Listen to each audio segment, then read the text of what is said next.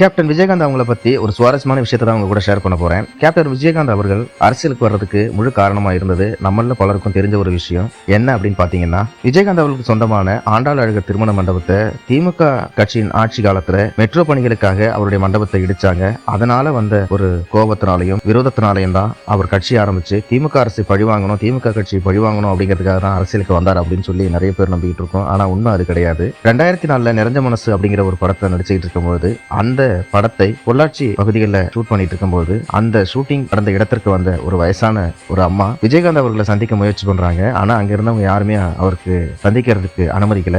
ஆனாலும் அந்த அம்மா எப்படியோ போராடி விஜயகாந்த் அவங்களை வந்து சந்திக்கிறாங்க. சந்திச்சுட்டு அவங்க சொன்ன வார்த்தை என்ன தெரியுமா? ரேஷன் கடையில மண்ணெண்ணையும் அரிசியும் சரியான அளவுல போட மாட்டாங்க, நீ வந்து தட்டி கேளு, நீ எல்லாரையும் தப்பு பண்றவங்க எல்லாரையும் தட்டி கேட்கிற, நீ வந்து அதை தட்டி கேளு அப்படின்னு சொல்லி கூப்பிடுறாங்க. அந்த ஒரு விஷயம் விஜயகாந்த் அவரோட மனசுல மிகப்பெரிய ஒரு பாதிப்பு ஏற்படுத்துது. சினிமாவில் நம்ம நடிக்கக்கூடிய நடிப்பும் மக்கள் மனசுல எப்படி எல்லாம் ஒரு பாதிப்பு ஏற்படுத்திருக்கு அப்படிங்கறத நினைச்சு ரொம்பவே சந்தோஷப்படுறாரு. அதன் பிறகுதான் அரசியலுக்கு வரணும், தீவிரமான முழுநேர அரசியலுக்கு வரணும் அப்படிங்கறத அவர் முடிவெடுக்கிறாரு. அதுக்கு முன்னாடியே 1990 காலகட்டத்தில இருந்த அவருடைய ரசிகர் மன்றங்களை ஒரு மிகப்பெரிய நற்பணி இயக்கமும் ஒரு நடிகர் யார் அப்படின்னு பாத்தீங்கன்னா புரட்சி கலைஞர் விஜயகாந்த் அவங்க தான். விஜயகாந்த் அவர்கள் அவருடைய ரசிகர் மன்றங்களை மிகப்பெரிய ஒரு அரசியல் கட்சி போலவே வழிநடத்திட்டு வந்தாங்க. ஒவ்வொரு பிறந்த நாள் அப்பயும் மக்களுக்கு நலத்திட்ட உதவிகளை செய்து வர்றது அப்பல இருந்து தொடங்கிட்டு இருந்தாங்க. அப்பல இருந்து பல பேர் வற்புறுத்தினாங்க, நீங்க அரசியலுக்கு வரணும், எம்ஜிஆர் மாதிரி நீங்களும் மக்கள் செல்வாக்கு உள்ளவங்களா இருக்கீங்க, நீங்க அரசியலுக்கு வரணும்னு வற்புறுத்தி வந்தாலும் அதற்கான நேரமும் காலமும் வரணும் அப்படின்னு சொல்லி வெயிட் பண்ணிட்டு இருந்தாரு. ஆனா 2004 நடந்த இந்த ஒரு சம்பவம் தான், ஒரு வயசான அம்மா அவர்கிட்ட வந்து பேசின அந்த சம்பவத்தின் அடிப்படையில தான் அவர் முழுநேர அரசியலுக்கு வரணும் அப்படிங்கறத முழு மனசா